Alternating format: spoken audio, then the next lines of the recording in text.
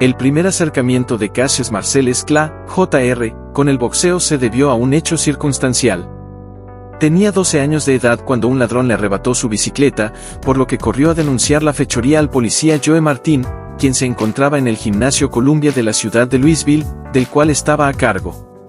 Con lágrimas en los ojos, el jovencito amenazaba con golpear al culpable, pero Martin le recomendó aprender a boxear antes de enfrascarse en cualquier pelea.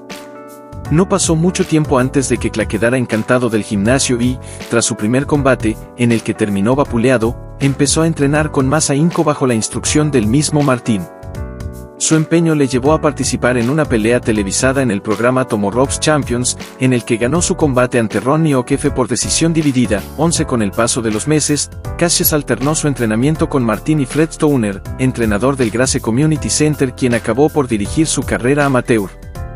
De Stoner aprendió los rudimentos del boxeo y en especial a moverse con soltura en el ring. A esa temprana edad ya presumía de su talento hasta el punto de retar a chicos mayores, pero lejos de mostrarse insolente, provocaba la risa de quienes gozaban de sus ocurrencias. El adolescente acumuló títulos en poco tiempo.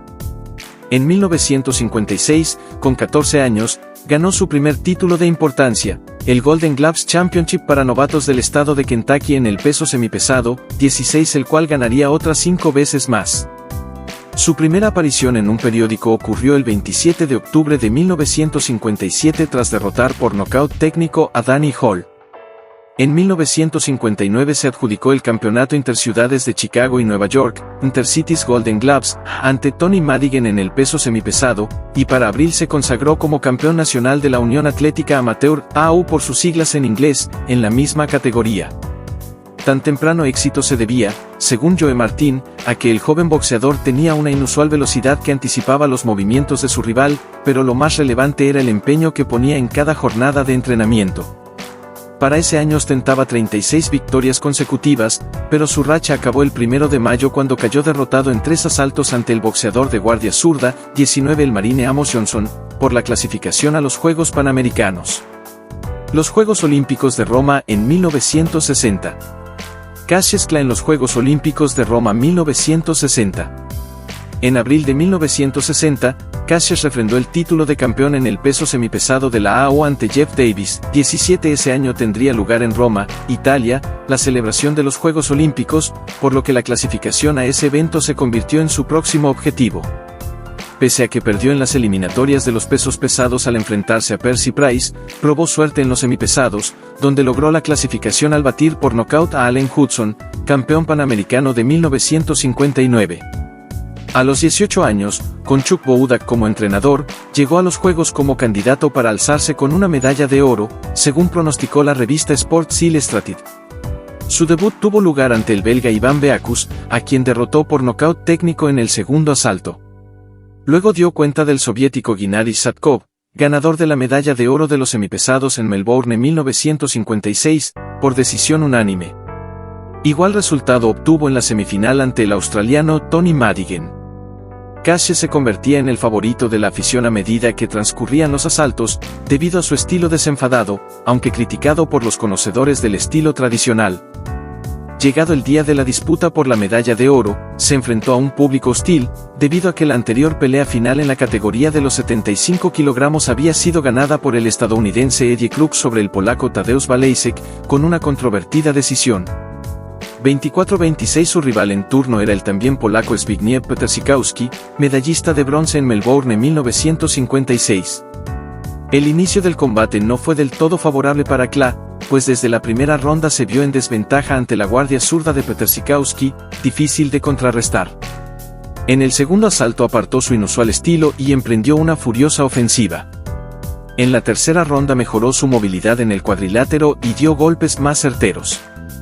También recurrió a su puño derecho para abrir la guardia zurda de Petersikowski, quien empezó a sangrar en el rostro y casi acabó noqueado. Al final, Clay se adjudicó la decisión de los jueces y la medalla de oro. El reportaje de Sports Illustrated sobre el joven pugilista destacaría su notable confianza en sí mismo, como su intrincado movimiento de piernas. El triunfo de Cassius Clay en Roma tuvo una discreta acogida por la prensa del país. Todo lo contrario ocurrió en su ciudad, Louisville. Allí fue recibido en el aeropuerto por el alcalde, 6 porristas y unos 200 seguidores, fue transportado en una caravana hasta la escuela local donde recibió un homenaje. Su prometedor futuro animó a un grupo de ciudadanos, que tenía por nombre Louisville Sponsoring Group, para apoyarle en su carrera. 16 Así debutó el 29 de octubre de 1960 en el Freedom Hall de Louisville ante Tanny Hansaker, un policía que tenía unas 30 peleas en su haber, 10 años mayor que él. Cassius ganó el combate por decisión unánime de los jueces tras 6 asaltos.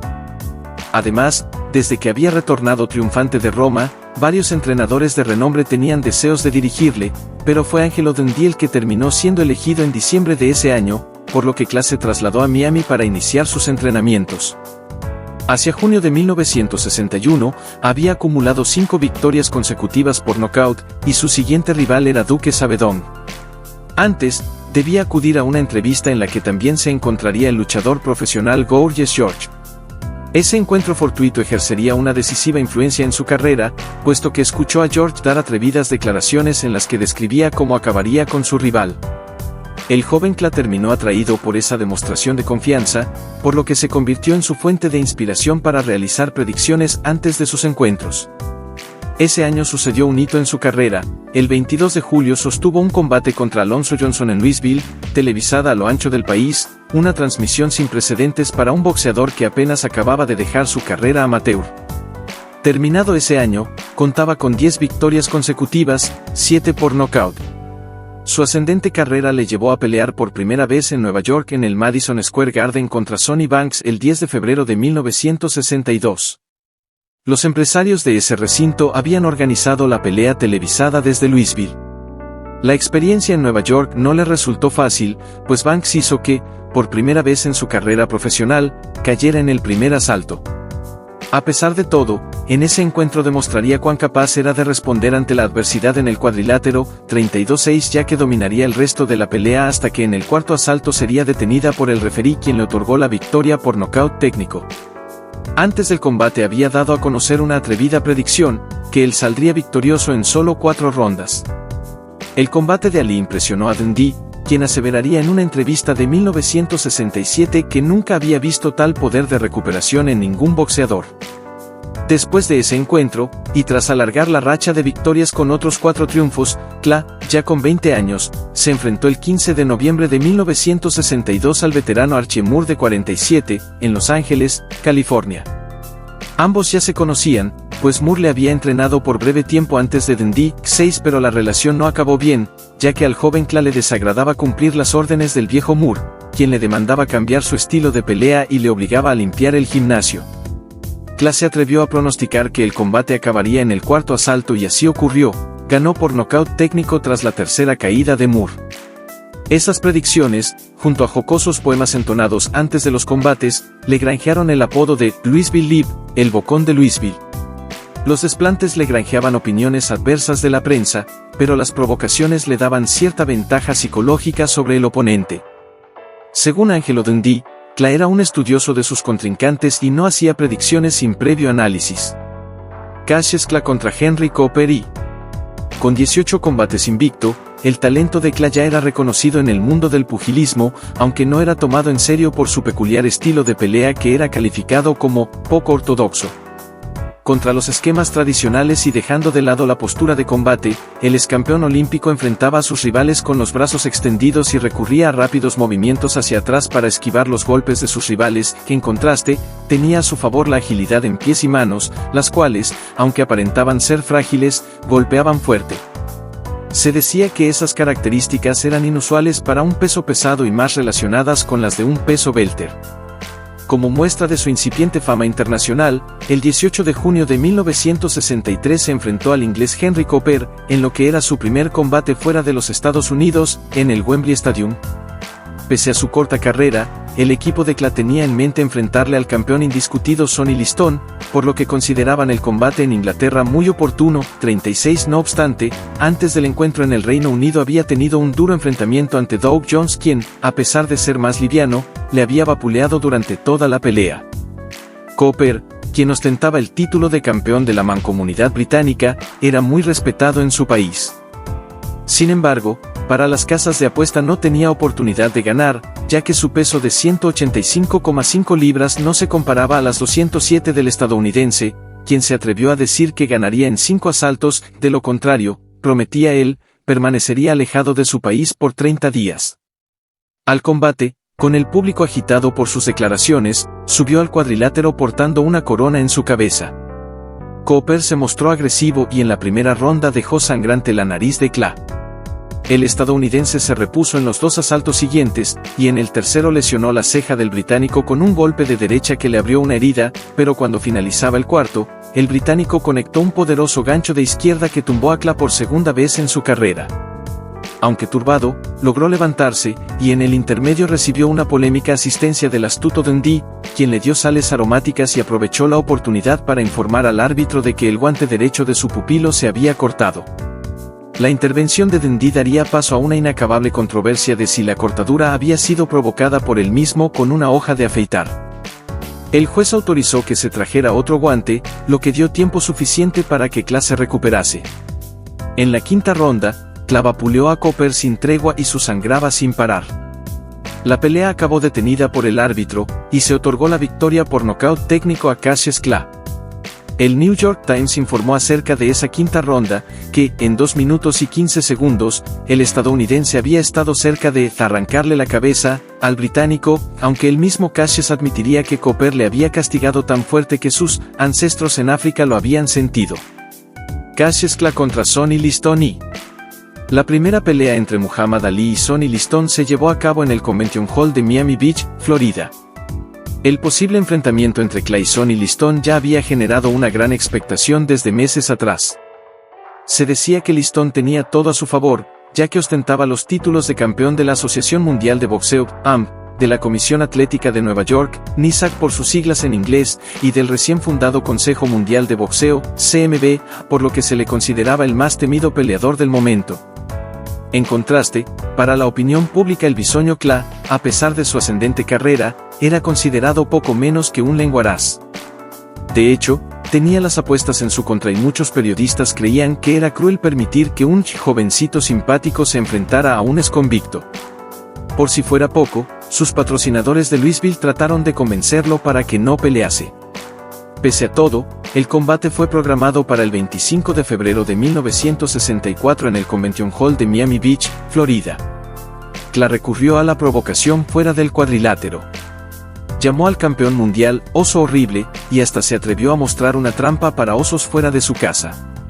Además, el día de la ceremonia del pesaje oficial, le gritó que era un vago, y que se lo comería vivo, entre otras ofensas. Por esos agravios, terminó multado por conducta inapropiada.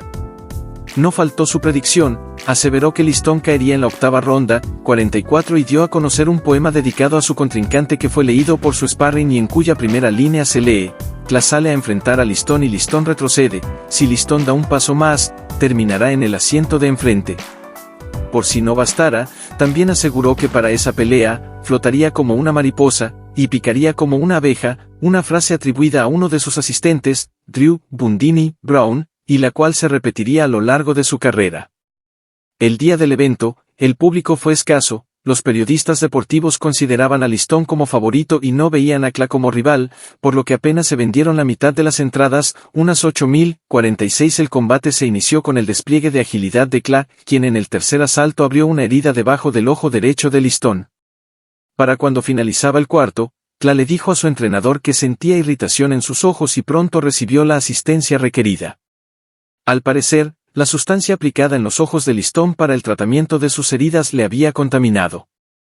A pesar de todo, en la sexta ronda Cla dominó al campeón mundial y cuando acabaron los 3 minutos, Liston declinó continuar, alegando molestias en su hombro izquierdo, por lo que Cla ganó el combate por nocaut técnico. El nuevo campeón mundial indiscutido bailoteó en el cuadrilátero, se dirigió a las cuerdas y empezó a gritar al público y periodistas: «Tráguense sus palabras. Tráguense sus palabras. Soy el mejor. Soy el mejor». Sacudía al mundo. Las noticias del nuevo monarca no cesaron, ya que al día siguiente dio a conocer un sorprendente anuncio: decidió que cambiaría su nombre a Cassius X, y días después reveló que tomaría el nombre de Muhammad Ali, conferido por el líder de la nación del Islam, Ilaiche Muhammad. Dicho nombre significaba, el amado de Dios, el cual eligió, según sus palabras, porque, Kla, era un apellido de esclavo que él no había escogido.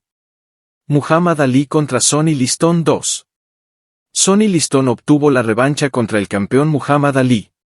Sin embargo, este había sido despojado del cetro de la Asociación Mundial de Boxeo el 14 de septiembre de 1964, debido a que, según la versión oficial, había pactado la pelea con Liston en contra de las reglas de la entidad.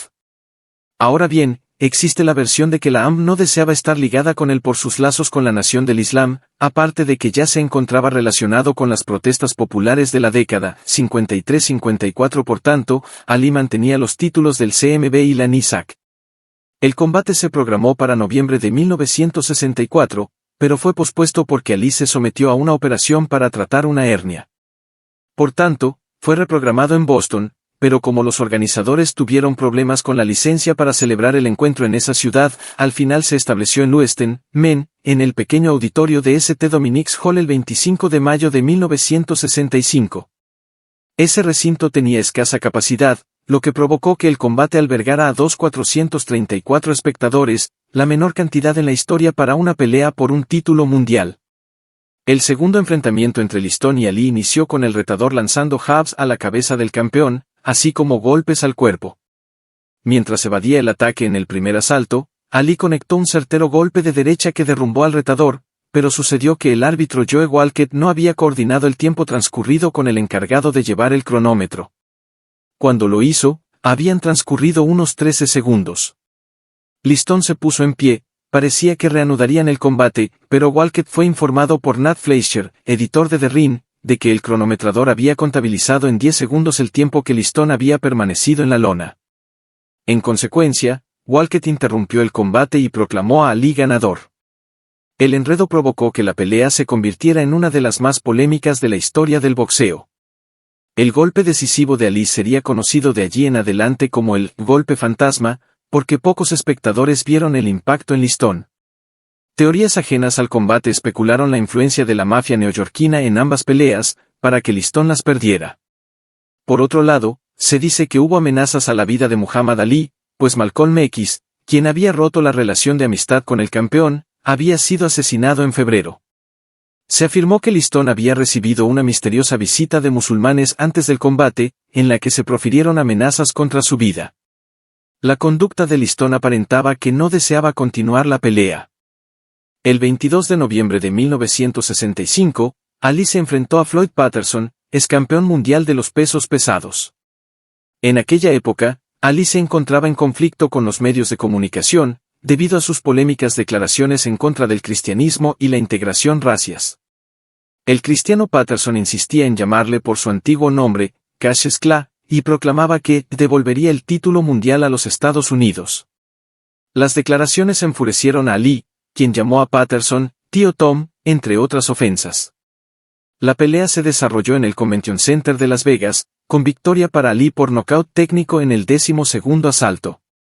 Aunque el triunfo se vio empañado por la conducta del campeón, quien en pleno combate le vociferaba la pregunta, ¿cuál es mi nombre, tonto?, a Patterson, mientras lanzaba sus golpes, por lo que se ganó el abucheo del público que consideró irrespetuoso su comportamiento. Ali contra George Chuvalo y... En la tercera defensa de su título, se enfrentó al canadiense George Chuvalo. Ambos habían planeado un combate en 1963, pero al parecer Ali declinó la propuesta porque Chuvalo se mostraba en plenitud de forma en ese tiempo. El evento se desarrolló en Toronto, Canadá, el 29 de marzo de 1966 y fue ganada por Ali tras 15 asaltos por decisión unánime, durante los cuales Chuvalo sacudió el cuerpo de Ali, quien pudo imponer su velocidad y fortaleza, aunque en el último asalto fue Chuvalo quien conectó fuertes golpes en la cabeza del campeón que le pusieron en riesgo de ser noqueado. Se dice que en esta pelea Chuvalo reveló las claves para vencer al invicto campeón: pelear a corta distancia, no darle oportunidad de descanso y golpearle al cuerpo y con fuerza cada vez que la ocasión se presentase. Ali contra Henry Cooper 2. Muhammad Ali y Henry Cooper se enfrentaron por segunda ocasión el 21 de mayo de 1966 en el Arsenal Stadium de Inglaterra. Cooper evocaría ese día como el evento más espectacular, aparte del fútbol, que alguna vez haya tenido lugar en Highbury, y también destacaría el apoyo de la hinchada y el ambiente denso, que se podía cortar con un cuchillo. Un total de 45.973 espectadores asistieron a la pelea, que generó gran interés en el Reino Unido. Sin embargo, otra vez Ali acabó lesionando el arco superior de su ojo izquierdo y el combate debió ser terminado por el árbitro en el sexto asalto, lo que significó la 24ª victoria consecutiva al estadounidense. Peleas posteriores y suspensión del boxeo. En ese 1966, Ali sostuvo 3 peleas en defensa de su título mundial, en Londres, Inglaterra, contra Brian London a quien derrotó por nocaut en el tercer asalto, en Frankfurt, Alemania, contra Karl Mildenberger con victoria por nocaut técnico en el 12º asalto y el cual tuvo la particularidad de convertirse en el primer evento deportivo transmitido vía satélite y a color. 65 enfrentó a Cleveland Williams en Houston, Texas, a quien batió por nocaut técnico en el tercer asalto y en la que por primera vez mostró el juego de pies que tomaría por nombre Alice Shuffle. Ali contra Ernie Terrell. Para 1967, se subió a pelear contra Ernie Terrell, el 6 de febrero, en Houston por la reunificación del título mundial, pues Terrell era el campeón de la AMB. Vapuleó sin piedad a Terrell, quien, como había sucedido con Patterson, no le reconocía su nombre musulmán, y en el transcurso del combate le espetaba la pregunta, ¿cuál es mi nombre?, durante las acciones. Ali ganó por decisión unánime, convirtiéndose por segunda vez en campeón indiscutido de los pesos pesados. 66. Ali contra Zora Fali. El 22 de marzo, se enfrentó al experimentado Zora Fali en el Madison Square Garden de Nueva York y obtuvo el triunfo por nocaut en el séptimo asalto. Sin embargo, debido a su negativa para incorporarse a las Fuerzas Armadas de su país en pleno desarrollo de la Guerra de Vietnam, terminó con sus licencias para boxear canceladas y fue despojado de los títulos de la AMB y NISAC en abril de 1968. No volvería a pelear en 3 años y medio. Hasta ese momento tenía un récord de 29 victorias sin derrotas, 22 de ellas por nocaut. Retorno de Ali vs. Jerry Quarry. En 1970, algunas comisiones estatales de boxeo empezaron a considerar la autorización para que Ali retornara al cuadrilátero. Gracias a la ayuda del senador Leroy Johnson, de Georgia, el único estado que no tenía una comisión de boxeo, logró pelear contra Jerry Quarry el 26 de octubre en Atlanta. Ganó en el tercer asalto por nocaut técnico, pero lo más revelador era que sus habilidades parecían intactas, aunque había perdido su rápido movimiento de cabeza para eludir los golpes. 69. Contra Oscar Ringo Bonavena. El 7 de diciembre, se enfrentó al argentino Oscar Natalio Bonavena por el título vacante de la Federación Norteamericana de Boxeo, NAB por sus siglas en inglés, en el Madison Square Garden de Nueva York, tras obtener una autorización judicial, puesto que las autoridades de Nueva York se negaban a concederle el permiso. Obtuvo la victoria por nocaut técnico, después de que Bonavena cayera 3 veces en la 15ª ronda. Sin embargo, en ese enfrentamiento la agilidad de Ali y la precisión de sus golpes se notaron disminuidas. Ali contra Joe Frachier. Meses antes de su retorno al cuadrilátero, Ali había renunciado a ser considerado campeón mundial en una conferencia de prensa del 3 de febrero de 1970, en la que informó de su retiro del boxeo. Por tanto, con el título de campeón indiscutido vacante de los pesos pesados, la AMB, cuyo titular era Jim Mielis, y la NISAC, con Joe Frachier como monarca, más el cetro del CMB disponible, dispusieron el enfrentamiento entre ambos para el 16 de febrero de 1966. La victoria fue para Frachier por nocaut técnico en el quinto asalto, por lo que se abrió el camino para que se enfrentase con Muhammad Ali. La expectativa del enfrentamiento entre Ali y Frachier había comenzado a generarse desde que Frachier derrotara a Buster Macyes en 1968 por el título de la NISAC. Eran considerados los mejores en su categoría, aunque tenían marcados contrastes en personalidades y estilo. Ali era atractivo para los medios de comunicación, representaba el movimiento antibélico de los años 1960, y en el cuadrilátero se distinguía por su agilidad y el combate a distancia, con los que buscaba el momento oportuno para conectar un golpe preciso y contundente. Frachier era discreto en su vida personal y considerado defensor del establishment, y su estilo de pelea consistía en el combate cuerpo a cuerpo y la contundencia en cada golpe. El evento fue programado para el 8 de marzo de 1971 en el Madison Square Garden de Nueva York, y suscitó gran interés en el país como en el extranjero. Llegó a ser publicitada como la pelea del siglo, y reunió a personalidades como Frank Sinatra, Burt Lancaster o Woody Allen. Para esa contienda, Ali no era el favorito para los apostadores y antes del enfrentamiento volvió a recurrir a los insultos al llamar a Frazier feo, lento, estúpido y desabrido. Cuando se inició el combate, el retador logró dominar las primeras 3 rondas. En el cuarto asalto, sin embargo, Frazier empezó a imponer su poderoso gancho de izquierda y los golpes al torso del excampeón. Para la 11ª ronda, Frazier casi le mandó a la lona y en el 15º le impactó con el gancho de izquierda que provocó la tercera caída de Ali en su carrera profesional. A pesar de que Ali se levantó y terminó el enfrentamiento, la decisión de los jueces fue unánime a favor de Frazier, quien despojó del título de invicto a Muhammad Ali. Pese a todo, Frazier no disfrutó del todo la victoria, pues la pelea había sido tan brutal que ambos terminaron en el hospital. Ali declaró: "La próxima vez será distinto. Cuando alcanzas el éxito como yo lo hice, te embriagas con la fama. ¿Crees que correr 3 millas al día es suficiente? Eso es todo lo que entrené para esta pelea. No descansé lo suficiente, no entrené tan duro como solía hacerlo. La próxima vez correré más, y mis piernas estarán a punto. Será distinto". El evento marcó el récord del mayor cobro de la historia del boxeo para un peleador, ya que se adjudicaron $5 millones cada uno, 72 y se estima que lo vieron 300 millones de personas en el mundo, el mayor número de televidentes hasta ese momento. 72 meses después sucedió un hecho trascendental para Ali, cuando el 28 de junio de 1980 la Corte Suprema de los Estados Unidos revocó el cargo de evasión de reclutamiento.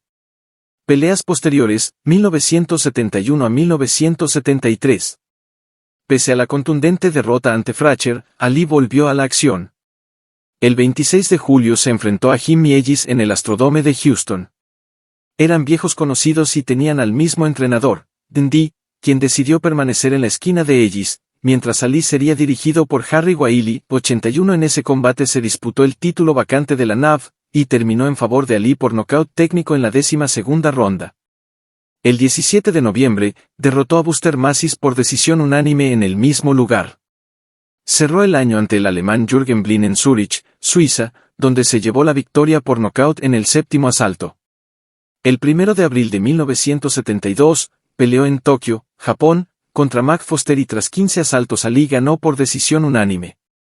El 1 de mayo se reencontró con Chuvalo en Vancouver, Canadá, donde defendió su título de la NAV y terminó con la victoria por decisión unánime. El 27 de junio encaró a Jerry Coury en Las Vegas y ganó por nocaut técnico en la 7ª ronda. Su siguiente contendiente fue Alvin Lewis, en una pelea desarrollada el 17 de julio en Dublín, Irlanda, al que derrotó en el 11º asalto por nocaut técnico. El 20 de septiembre se enfrentó por segunda ocasión al veterano Floyd Patterson en el Madison Square Garden de Nueva York y ganó por nocaut técnico en el 7º asalto. Este sería el último combate en la carrera profesional de Patterson. El 21 de noviembre defendió de nuevo con éxito su título de la NAV ante Bob Foster en Statland, Nevada, gracias a un nocaut en el 7º asalto. Para 1973, el 14 de febrero en Las Vegas, derrotó al húngaro australiano Joe Bugner por decisión unánime. En esa ocasión recibió de Elvis Presley una bata de boxeo como regalo que vistió en la pelea. Ali contra Ken Norton y... El 31 de marzo de 1973 se programó el encuentro entre Muhammad Ali y Ken Norton en San Diego, California, por la 6ª defensa de su título de la NAV. El excampeón mundial tenía las apuestas a su favor, pero Norton poseía un notable historial como deportista, por lo que era un rival de temer. Se dice que Ali se presentó confiado en la victoria, pero el evento terminó siendo una mezcla de sufrimiento y coraje, pues debió combatir con la mandíbula fracturada desde el segundo asalto. Pese a la adversidad, Ali rechazó que Dundee parase el combate, y aunque logró acabarlo, perdió por decisión dividida. Era la segunda derrota en su balance personal y no faltaron quienes opinaron que su carrera estaba terminada. Pese al revés, derrumbó la opinión de algunos que le creían carente de resistencia. Por el contrario, su característico estilo de pelea a distancia parecía carecer de la efectividad de antaño. El 10 de septiembre, obtuvo la revancha contra Norton en el Forum de Inglewood, California. De nuevo, el exmarine se presentó como un rival difícil, pese a que Ali dominó por estrecho margen los primeros 5 asaltos. Sin embargo, a partir de la 6ª ronda empezó a mostrar cansancio y durante el 7º y el 8º asaltos Norton le vapuleó sin objeción y no sería hasta la última ronda que Ali pudo tener una ventaja clara. Al final, los jueces arrojaron una decisión dividida a su favor, por lo que recuperó el cetro de la NAV. Se dice que uno de ellos opinó que el último asalto había sido el que determinó el resultado del combate. Un mes después, sostuvo una pelea contra el neerlandés Rudy Labors en el Bang Karno Stadium de Yakarta, Indonesia, a quien ganó por decisión unánime tras 12 asaltos. Ali contra Joe Frazier 2. El 28 de enero de 1974 fue programado un nuevo combate entre Muhammad Ali y Joe Frazier en el Madison Square Garden. Frazier se encontraba en una circunstancia muy distinta a la del combate de 1971, pues un año antes había sido despojado del título de campeón mundial indiscutido por George Foreman, quien le apabulló en 2 asaltos. Ali deseaba la revancha por la derrota sufrida ante Frazier y además tenía a la vista retar a Foreman. Como preludio al combate, ambos fueron invitados a los estudios de la cadena ABC en Nueva York, para revivir el primer encuentro. Sin embargo, en el transcurso de la entrevista Ali comenzó a mofarse de Frazier por la cantidad de tiempo que éste había permanecido en el hospital tras el último enfrentamiento, ya que aseguraba que había estado casi 3 semanas en tratamiento, mientras que él se había retirado a los 10 minutos de su ingreso. Por si fuera poco, le llamó ignorante, lo que provocó el enfado de Frazier, quien se le enfrentó ante las cámaras de televisión y ambos acabaron en el suelo sujetados el uno con el otro. En el día del segundo encuentro entre ambos pugilistas, se marcaron de nuevo las diferencias de estilo. Ali era el estilista y Frazier el fajador. Ali, en su mejor estado de forma desde su retorno al cuadrilátero, se apuntó los primeros 2 asaltos y estuvo cerca de noquear a Frazier, quien no se recuperó hasta la 7ª y 8ª ronda. Terminados los 12 asaltos, los jueces dieron una decisión unánime a favor de Ali, quien retuvo su título de la NAV y además se convirtió en el principal retador del campeón Foreman. No obstante, ambos dejaron abierta la posibilidad de un nuevo combate. Ali contra George Foreman. Par de guantes de boxeo de Muhammad Ali en el Museo Nacional de Historia Estadounidense, Washington. Finalizada la pelea entre Ali y Frazier, Bob Erem, abogado de Ali, expresó su interés en arreglar un combate entre su apoderado y el ganador de la pelea entre George Foreman y Ken Norton. Foreman se agenció la victoria en apenas 2 asaltos por nocaut técnico, por lo que todo estaba listo para el encuentro contra Ali. Don King se ofreció para la promoción del esperado evento, pero ambos contendientes pedían la elevada suma de $5 millones para firmar el contrato. Imposibilitado por no tener parte del dinero por adelantado, un intermediario convenció al presidente de Zaire, Mobutu Sese Seko, para patrocinar la pelea y de paso promocionar al país en el extranjero. De esta manera, la pelea se programó en Kinshasa el 25 de septiembre de 1974 y fue publicitada como The Rumble in the Jungle. Era tanta la expectación suscitada por el combate, que un festival musical se organizó por espacio de 3 días antes del evento, el cual fue conocido como Zaire 74, que reunió a reconocidos músicos afroamericanos y africanos de ese tiempo, entre ellos, James Brown, B.B. King, The Spinners y Fania All Stars. Sin embargo, el público y los músicos ignoraban que la pelea se había pospuesto debido a una lesión de Foreman.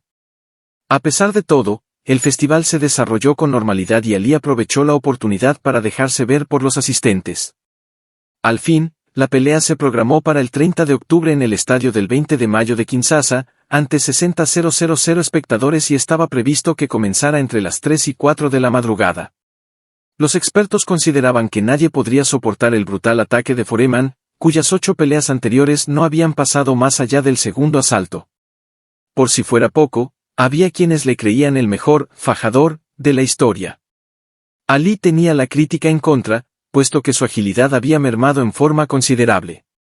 Lo que no había olvidado eran los insultos, ya que dijo que Foreman peleaba como una niña, y se esmeró durante su estadía en Zaire en ganar el apoyo del público, que le animaba con el grito, Ali Bumaye. Ali, mátalo. Para el excampeón la pelea representaba la oportunidad de reafirmar su dominio en la categoría y limpiar su nombre por lo que le había ocurrido durante su suspensión. El día del evento, Muhammad se subió primero al cuadrilátero, mientras Foreman retrasó su salida unos 8 minutos, tiempo que aprovechó el retador para seguir atrayendo el aliento de los presentes. Iniciadas las acciones, Ali recurrió a rápidas combinaciones y utilizaba el golpe directo de derecha para empezar un ataque.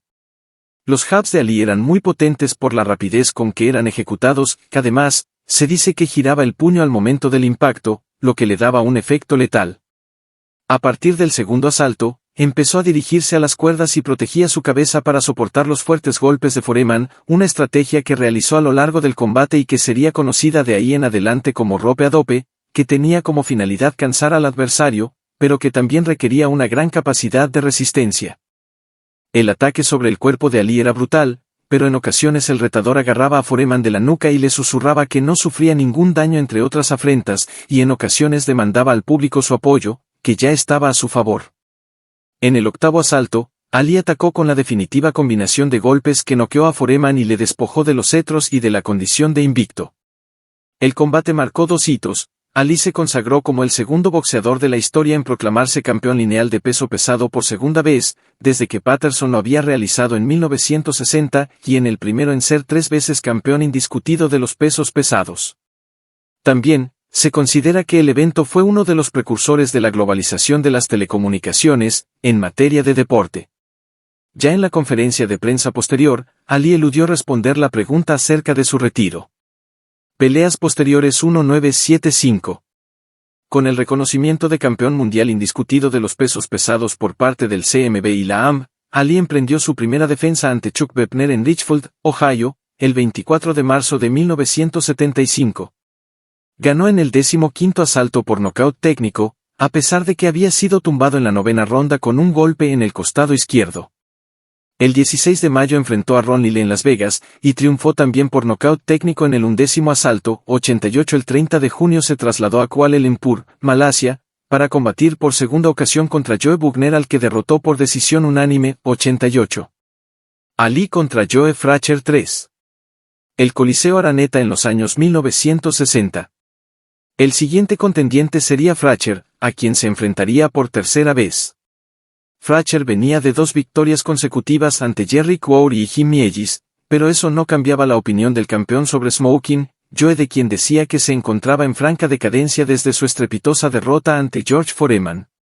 La pelea fue programada para el 1 de octubre de 1975 en Filipinas, con el patrocinio del presidente Ferdinand Marcos, a quien le venía bien demostrar que tenía el control del país, pese a las crecientes demostraciones populares de descontento en contra de su mandato. En los momentos previos al combate, Ali recurrió a las bromas sobre el retador, pero su entrenamiento parecía estar en segundo plano, ya que centraba su interés en su entonces amante Verónica Porche. Por el contrario, Frazier se preparaba con intensidad, al mismo tiempo que guardaba para sí los duros epítetos que Ali le había proferido y que además habían repercutido en su familia. 103, 104, 105. El evento fue publicitado como The Thrilla in Manila y tuvo lugar en el Coliseo Araneta de Ciudad Quezón, con la asistencia del presidente Marcos y su esposa Imelda Marcos. El combate se inició a las 10:45 am en medio de un calor insoportable. Desde el principio el campeón tomó la ventaja, aunque era evidente que la velocidad y el bailoteo habían desaparecido de su repertorio boxístico. Además, se sumó el obstáculo que interpuso el árbitro al impedirle la estrategia de sujetar al rival. 105. Para el quinto asalto cambiaron los papeles, pues Frazier empezó a vapulearlo en los costados y en el sexto le puso en aprietos con sendos ganchos de izquierda. La pelea parecía un empate hasta la 10ª ronda. Sin embargo, Ali sacó fuerzas de flaqueza y atacó al retador con jabs de derecha. A partir de entonces, la cara de Frazier empezó a notarse desfigurada, en especial alrededor de sus ojos, siendo el más dañado de ellos el izquierdo. En el 13º asalto, con su rival disminuido, el campeón propinó un fuerte golpe, que lanzó el protector bucal de Frazier a las filas de los espectadores. Para la 14ª ronda, Frazier se mostraba mermado, no oponía mayor resistencia, casi cegado. Una vez acabada la ronda, su entrenador Eddie Fach decidió que no saliera para el 15º asalto, a pesar de la oposición del propio Frazier. Fach le contestó con firmeza: «Siéntate, esto se acabó, nadie olvidará lo que hiciste hoy». Ali apenas pudo celebrar la victoria. Él mismo llegó a decir que el combate había sido lo más cercano a morir, que además aseveró: «Joe Frazier sacó lo mejor de mí. Les digo, es un demonio de hombre, que Dios le bendiga», y también expresó: «Joe Frazier es el mejor boxeador del mundo, después de mí». Frazier manifestaría su incredulidad ante la resistencia de Ali, al atestiguar que sus propios golpes habían sido tan fuertes que habrían derribado las murallas de una ciudad. La hostilidad no acabaría en el cuadrilátero, ya que Frazier guardaría resentimiento hacia Ali con el paso de los años por los insultos. Ali pediría disculpas por sus ofensas y aseveraría que todo había sido una estratagema para publicitar la pelea. 103-106 La rivalidad entre ambos ha sido considerada entre las más significativas de la historia del deporte y del boxeo. Peleas posteriores 1976.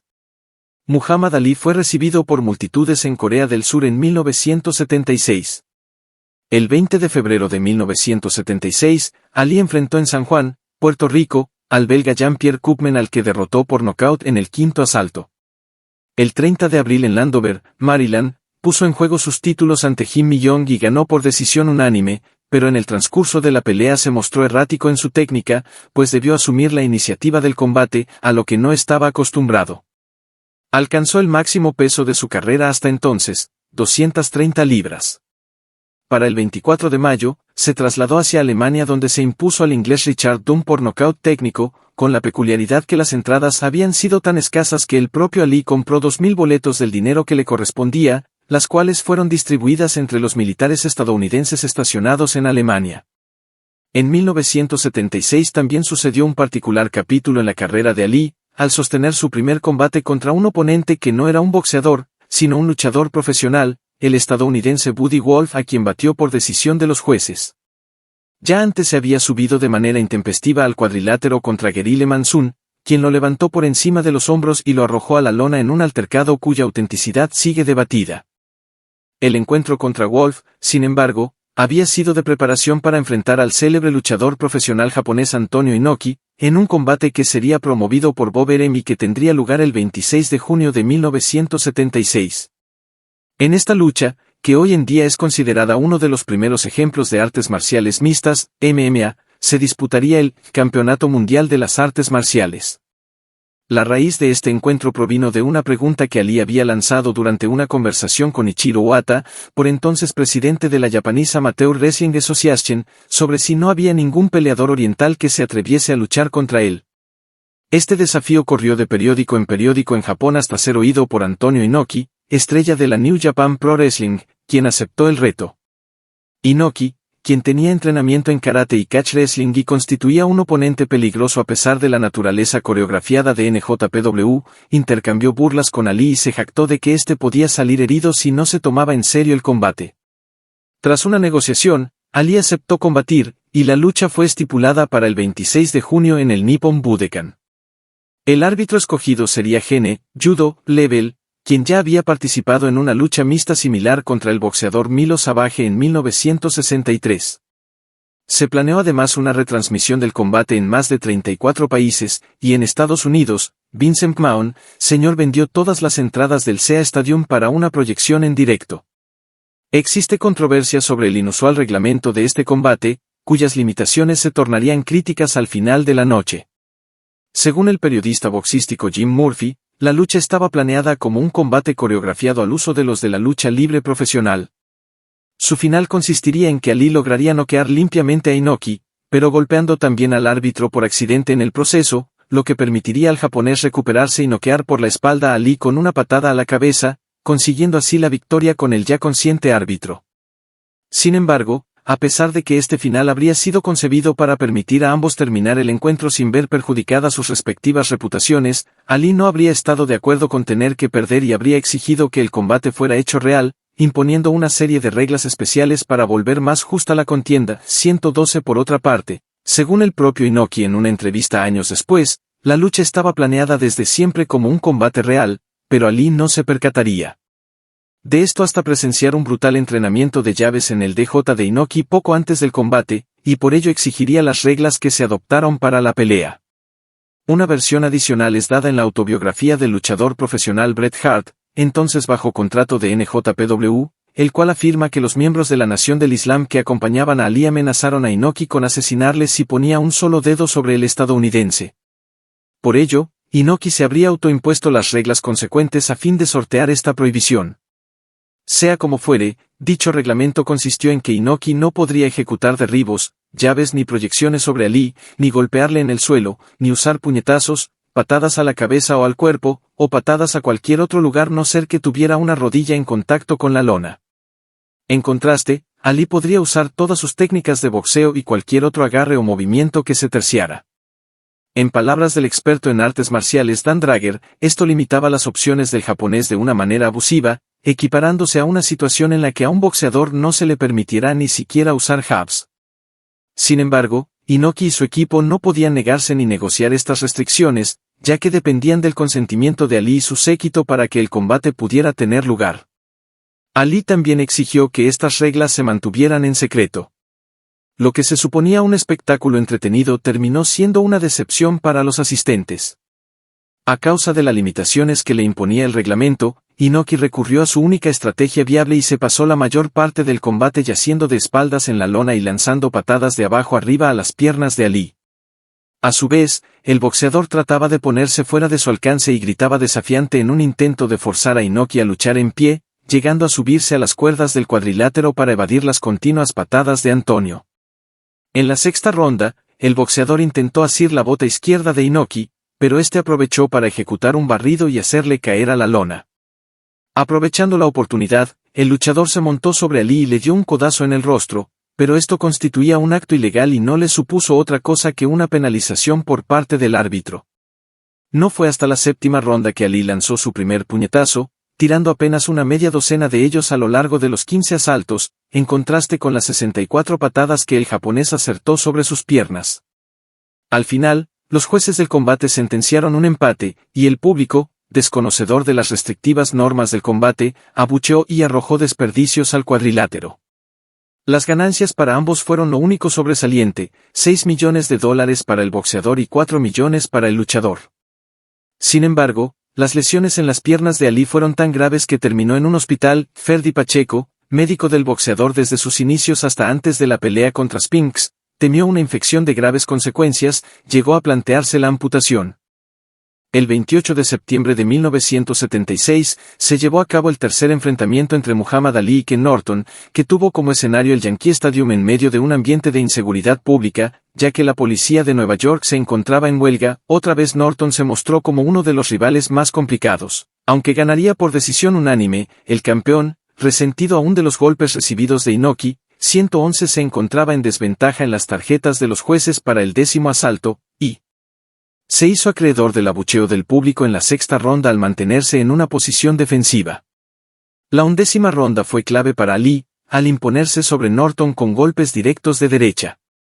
Pese a todo, la decisión de los jueces dejó satisfecho a pocos y, finalizada la pelea, el campeón dejó entrever la posibilidad de su retiro del boxeo profesional. En 1977, realizó su 9ª defensa de su segundo reinado en los pesos pesados contra el joven hispano-uruguayo de 21 años, Alfredo Evangelista, en Landover, Maryland, el 16 de mayo y en la que triunfó por decisión unánime. El 29 de septiembre se enfrentó al corpulento Ernest Chavers y se adjudicó otra victoria por decisión unánime, aunque se llevó más de un fuerte golpe en su mandíbula. A pesar del éxito en teleaudiencia, Ali comenzó a dar indicios de su declive, aparte de que empezó a generar incertidumbre por su estado físico. Para el caso, Teddy Brenner, presidente del Madison Square Garden donde se desarrolló el evento, sostuvo que Ali no sostendría allí ninguna pelea en el futuro. El pugilista había expresado estas palabras en 1976, durante una entrevista con la CBS: el boxeo es muy peligroso.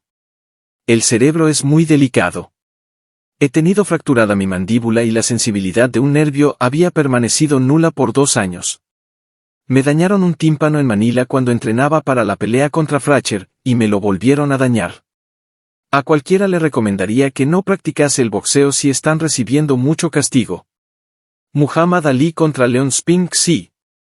El siguiente encuentro boxístico de Ali fue programado para el 15 de febrero de 1978 en Las Vegas.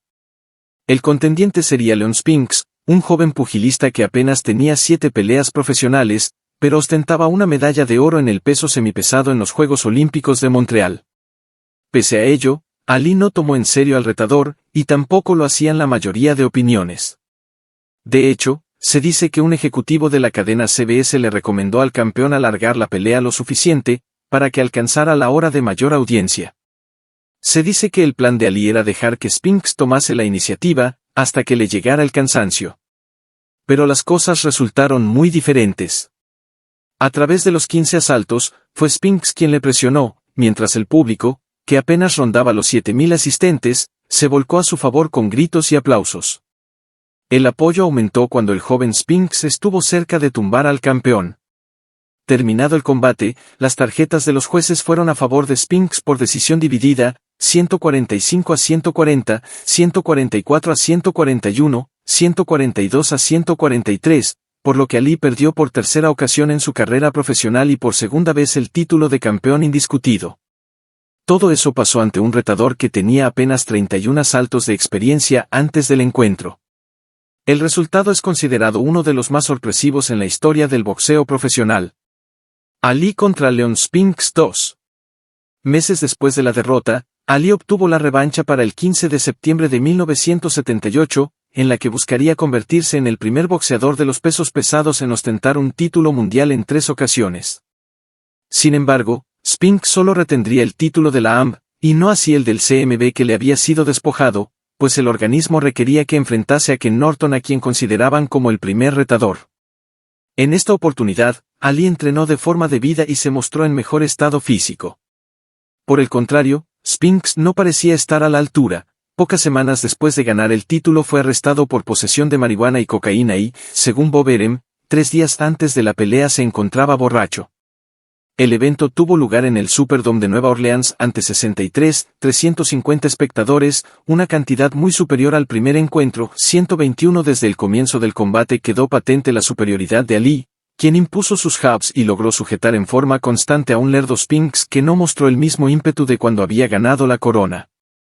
Al final, los jueces le adjudicaron 4 asaltos de los 15 del combate, por lo que Ali, con 36 años cumplidos, ganó por tercera ocasión el campeonato lineal de los pesos pesados, y por cuarta ocasión un cetro mundial de los pesos pesados, AMB. Ali anuncia su retiro. Ali siendo entrevistado por Kurt Anderson en 1978 en Baltimore, Maryland. Se sabe que Ali realizaba un usual entrenamiento extremo. Por ejemplo, dejaba que el sparring le propinara fuertes golpes al cuerpo, para, según él, fortalecer su resistencia. De acuerdo con Ferdy Pacheco, dicha preparación era antinatural. Tras la última disputa contra Norton, Pacheco recomendó al campeón retirarse, pero sus palabras no fueron atendidas. Él mismo dio a conocer el mermado estado físico del pugilista en los momentos previos al combate contra Spinks, aseveró que sus reflejos no eran los mismos, que era obvio que sus oponentes le pegaban con más facilidad, y que su conversación se había tornado lenta, síntomas de una lesión cerebral.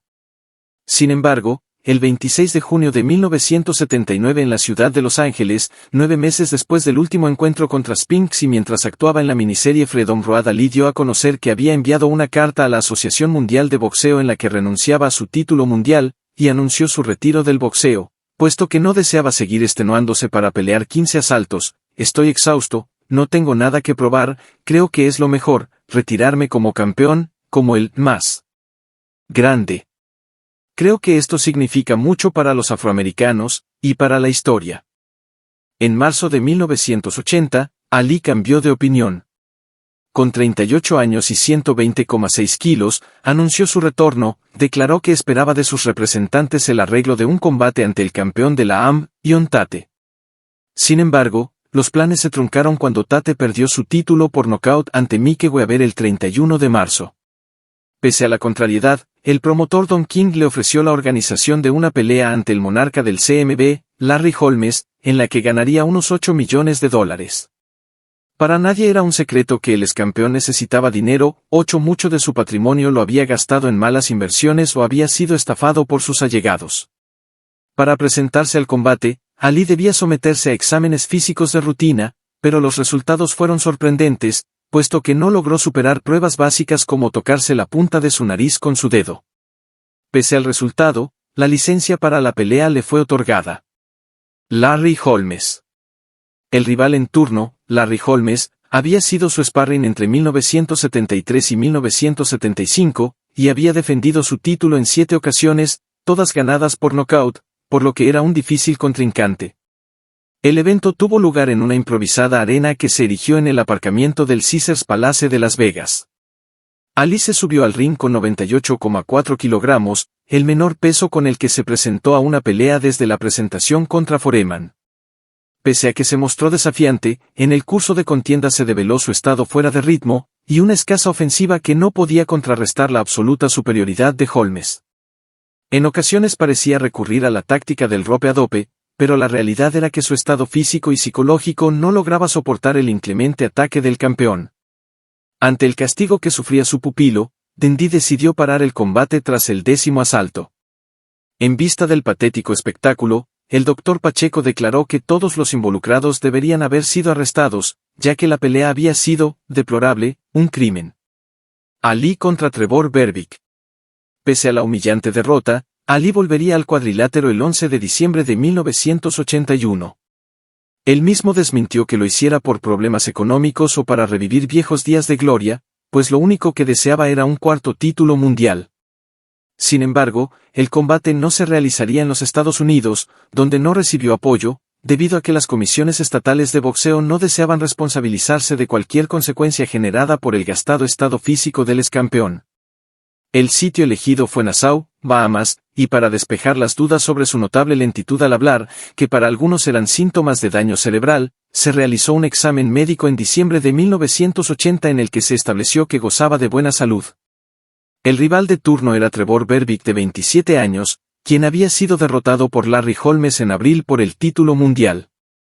El evento tuvo una organización precaria, y el mismo Berbick amenazó con no presentarse si no le era garantizado su dinero, que eran $250,000. Ya en el combate, Ali empezó demostrando agilidad, pero desde el tercer asalto el cansancio se dejó notar. Aunque la quinta y sexta ronda parecían a su favor, la fortaleza de los golpes no hacían mella en el joven Berbick. En los últimos 3 asaltos de los 10 pactados, su ímpetu comenzó a decaer, mientras que el de Berbick iba en alza. Finalizado el encuentro, las tarjetas fueron a favor de Berbick, 2 de ellas mostraban 99-94, y una 97-94 tras el final. Berbick se acercó al excampeón y le dijo unas sentidas palabras: «Fuiste mi inspiración desde que era un niño. Voy a ganar el título por ti. Te quiero mucho, Ali». A pocas semanas de cumplir años, aseveró, estaba fuera de ritmo, los reflejos desaparecieron, ahora puedo decir que tengo 40 años. El día siguiente Ali anunció su retiro definitivo del boxeo, y expresó que deseaba convertirse en un predicador del islamismo. El récord de Ali como boxeador profesional terminó en 56 victorias, 37 de ellas por nocaut y 19 por decisión, mientras que acumuló 5 derrotas, 4 de ellas por decisión y 1 por abandono. Durante su carrera fue reconocido por la revista The Ring como el campeón indiscutido de los pesos pesados entre los años 1964, 1967 y 1974 a 1978, y campeón lineal de los pesos pesados entre los años 1964 a 1967, 1974 a 1978 y 1978 a 1980. Además, 6 de sus combates fueron considerados como los mejores del año por ese medio de comunicación: en 1963 contra Doug Jones, en 1964 contra Sonny Liston, en 1971 contra Joe Frazier, en 1974 contra George Foreman, en 1975 contra Joe Frazier, y 1978 contra Leon Spinks. Ali y Teófilo Stevenson. En los Juegos Olímpicos de Múnich 1972, descolló la figura del cubano Teófilo Stevenson, quien ganó la medalla de oro de los pesos pesados en el boxeo. Su carisma y gallardía, pero sobre todo sus facultades boxísticas, entre ellas rapidez de pies y manos y un poderoso golpe de derecha, le hicieron objeto de ofertas de los promotores de boxeo, sobre todo de Don King y Bob Arum, para que se convirtiera en un profesional y así organizar un eventual combate por el título mundial ante Joe Frazier, quien era el indiscutido monarca del CMB y la AM en ese momento. La propuesta económica fue de $1.136 y ascendería hasta $5 millones en 1978 para enfrentarse a Ali. Años antes la oferta había sido de 2 millones, y Ali opinaba que era un bobo por no haber aceptado. 134 La eventual pelea tendría además el marco de la Guerra Fría, ya que ambos representarían a los sistemas políticos en pugna de ese tiempo, pero Stevenson nunca aceptó las propuestas, y prefirió permanecer en su país alejado del tentador mundo del profesionalismo. 136 A lo largo de su carrera ganaría los títulos olímpicos de 1976 y 1980, así como 3 títulos mundiales amateur, 1974, 1978 y 1986. Terminadas sus carreras en el boxeo, Ali visitó Cuba al menos en 2 ocasiones, en las que sostuvo encuentros fraternales con Stevenson. Religión y racismo. Muhammad Ali, segunda fila, segundo de izquierda a derecha, observa un discurso de Ilaiche Muhammad.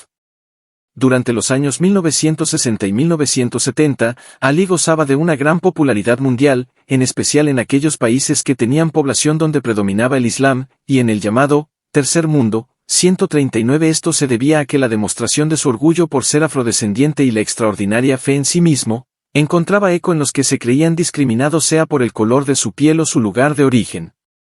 Para dicha notoriedad, fue fundamental su vínculo con la Nación del Islam. El acercamiento con esa organización se había iniciado en 1959, pero en 1961 inició su conversión. Para tomar esta decisión, fue determinante su amistad con Malcolm X, quien le brindó su apoyo antes de la importante pelea contra Sonny Liston. Malcolm X tenía sus razones, creía que una victoria de Ali probaría la superioridad del Islam en el mundo, puesto que el encuentro era en realidad una especie de cruzada, que enfrentaba a musulmanes y cristianos, en la que su oponente representaba a los infieles. Malcolm X era de las pocas personalidades cercanas al joven boxeador que se mostraban seguros de su victoria sobre el intimidante Liston. En aquel tiempo, Malcolm X había sido suspendido de la Nación del Islam debido a unos comentarios inadecuados sobre el asesinato de John F. Kennedy. Muchos años después, Ali lamentaría haberse separado de este líder religioso, de quien ha dicho que fue el primero en descubrir la verdad, que el color no hace de un hombre un demonio. Por el contrario, Ali no contaba con el apoyo del líder de la Nación del Islam, Ilaiche Muhammad, quien trataba de impedir que Malcolm X se asociara con el inquieto peleador, pues era de la opinión que si era derrotado por Liston, podría representar un daño para la comunidad musulmana, y se dice que tampoco se mostró muy entusiasmado cuando el boxeador anunció su ingreso a la organización. Esta desconfianza se debía a que Ilaiche Muhammad pensaba que el deporte y las apuestas eran perjudiciales para los afroamericanos. Pero la situación cambió después de los dos combates contra Liston. Ali, cuyo atractivo era imposible de ignorar, ya se había alejado de Malcolm X por instrucciones de Ilaiche y, tras la segunda pelea contra Liston, terminó por someterse a la voluntad de la organización que también empezó a dirigir su carrera. Herbert Muhammad se convirtió en su manager y fundó Mindboat Inc. como compañía promotora de su carrera, aunque la Nación del Islam afirmaba que no estaba ligada a los negocios del flamante boxeador. Ya no soy más Cassius Clay, aquel negro de Kentucky. Pertenezco al mundo de la raza negra. Siempre tendré un hogar en Pakistán, en Argelia, en Etiopía. Eso tiene más valor que el dinero. Muhammad Ali. Para Ali, las consecuencias de su incorporación a la Nación del Islam fueron trascendentales. Tras el primer encuentro contra Liston, la declaración de su afiliación a la nación implicó el rechazo tanto del cristianismo, religión predominante en el país, como del integracionismo, en el que líderes como Martin Luther King creían. Dicha situación lo ponía en contra de los liberales, tanto blancos como afroamericanos.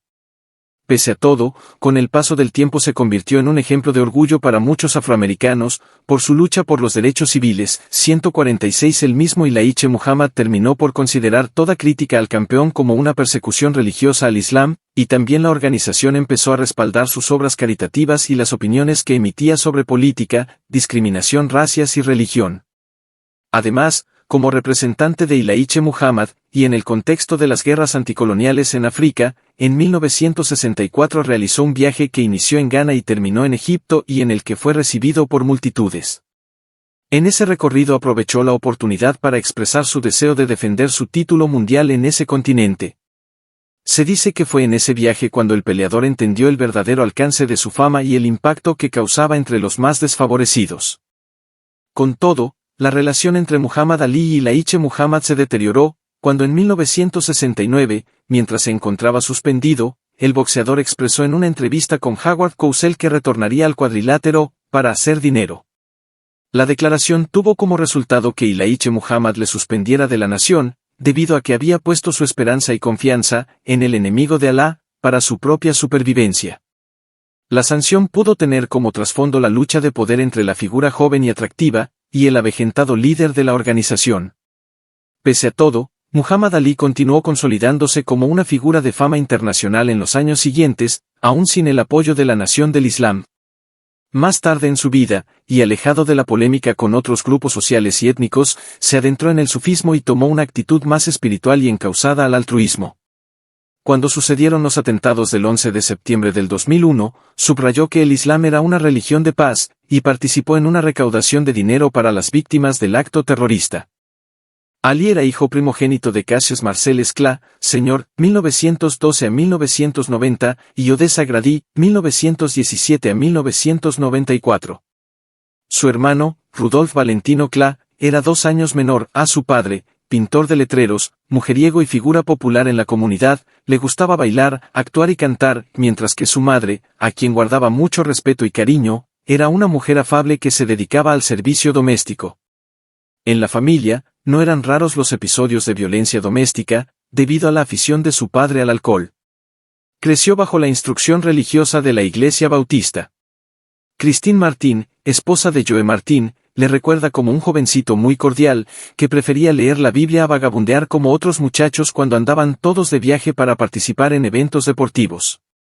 Se dice que era más bien tímido, pero en la Central League School, donde estudiaba, era conocido por su obsesión con el boxeo, por lo que cuidaba mucho su salud y entrenaba en exceso, aparte de que era lo único que lo podía mantener alejado del ambiente violento en el que vivía, pues los demás jóvenes de su edad eran presa fácil de los vicios y de hacer todo tipo de fechorías. Nunca se comportó como un matón y se preocupaba tanto por mantenerse en buenas condiciones que tomaba recetas insólitas, como un brebaje de agua con ajos y 2 huevos crudos mezclados con leche. 15 Según sus palabras, un hecho que marcó su vida fue el asesinato del joven afrodescendiente Emmett Till, solo por haberle silbado a una mujer blanca. Cassius Clay mostraba un comportamiento inquieto con sus compañeros de escuela y era muy divertido, aunque distraído y meditativo a la hora de las clases. Solía correr junto a los autobuses y a los 15 años trabajaba en la biblioteca de la escuela Nazaret. Una consejera escolar que lo conoció asevera que, de no haber sido por el boxeo, Ali no habría sobresalido en nada, aunque reconoce que tenía una inteligencia que no era valorada lo suficiente. Según Ali, el personaje que más influyó en su carrera fue el primer campeón mundial afrodescendiente, Jack Johnson. Tras sus primeros éxitos en el boxeo, comenzó a ser respetado por sus allegados. Por otro lado, temía a los aviones, hasta el punto que no quería viajar para las pruebas de clasificación para los Juegos Olímpicos. En esa ocasión, aceptó montarse en la aeronave, aunque lo haría con un paracaídas a su lado. 22 Ya durante el desarrollo de los Juegos se convirtió en uno de los atletas más populares de la Villa Olímpica. Otra anécdota recién iniciada su carrera profesional era cuando se paseaba a bordo de un Cadillac convertible por las calles de Louisville junto a otra estrella de los Juegos, la atleta Wilma Rudolph. Según Dundee, cuando Ali era un chico tenía muchas ganas de aprender todo lo relacionado con el boxeo. Nunca le intimidaban sus oponentes y, aunque bromista, siempre trataba de comportarse como un caballero. El entrenador también afirmaba que Ali era el tipo de persona a quien no le gustaba que le hicieran recomendaciones directas, por lo que Dundee hallaba la manera de hacerlo de forma disimulada. Se dice que no tenía afición al alcohol, le gustaba entrenar con afán, y rehusaba acompañarse de guardaespaldas. En 1964, Ali contrajo matrimonio con Song Hee-roy. Se conocieron cuando ella trabajaba como mesera, pero se divorciaron en enero de 1966, ya que al parecer Song-hee no aceptaba los preceptos del Islam. 180 No tuvieron hijos. El 17 de agosto de 1967, contrajo nupcias con Kelaile Boyd, de 17 años, tuvieron a Merium, las hermanas gemelas Jamilla y Rashide, y Cassius Marcel Esclá III. Se divorciaron en 1976. El 1 de julio de 1976 se casó con Verónica Porche. Tuvo 2 hijas, Hannah y Laila, quien también practicó el boxeo. Se divorciaron en 1986. Ese año contrajo su 4º matrimonio con Yolanda Lonie Williams, a quien había conocido desde su infancia. 181 Adoptaron a un hijo, Asad. 182 Otras 2 hijas reconocidas de Ali son Mia y Kalia. Por la línea materna, Muhammad Ali guarda parentesco con el irlandés Abe Grady, originario de la localidad de Ennis, quien se asentó en Kentucky en los años 1860 y contrajo matrimonio con una ex-esclava. Una de sus nietas fue Odessa Lee Grady Clay, madre de Ali. 184 Su padre decidió darle su nombre, el de Cassius Marcel Esclá, en homenaje a un abolicionista del siglo XIX, Cassius M. Clay. Casi a los 3 años de haberse retirado del boxeo, en septiembre de 1984, Ali fue diagnosticado con la enfermedad de Parkinson. Uno de sus médicos, el Dr. Martin Ecker, declaró que pudo haberla adquirido durante su carrera como boxeador debido a los golpes recibidos en la cabeza, por lo que no habría sido heredada, denominada como parkinsonismo secundario o atípico. Ali había dado muestras de problemas en sus reflejos después de intentar recuperar su corona contra Larry Holmes en 1980, su dicción se había vuelto más lenta y tenía fatiga sin causa aparente. El Dr. Ferdy Pacheco le propuso que dejara el boxeo cuando notó los primeros síntomas en 1977. La Medalla Presidencial de la Libertad. Sin embargo, existen opiniones que no admiten que el boxeo sea la causa de su padecimiento, puesto que no se considera que los golpes provoquen la enfermedad de Parkinson, clásica. También se estima que Ali pudo haber tenido una degeneración neuronal latente, y que el boxeo habría acelerado su sintomatología. Con el paso de los años, las manifestaciones de la enfermedad progresaron, pero con la ayuda de su esposa Lonnie pudo sobrellevar el trastorno en las presentaciones públicas, aparte de que ella misma le motivó para servir de ejemplo a quienes sufren de la enfermedad. Lonnie aseveró que el exboxeador no ha permitido que la enfermedad lo restrinja. Pese a todo, Ali tuvo una vida activa en favor de sus organizaciones, se presentó a homenajes a personalidades deportivas y a todo tipo de colectas de beneficencia. El 3 de junio de 2016 falleció por choque séptico provocado por causas naturales no especificadas a los 74 años en un hospital en Phoenix, 191-192 donde había sido ingresado por problemas respiratorios el día anterior.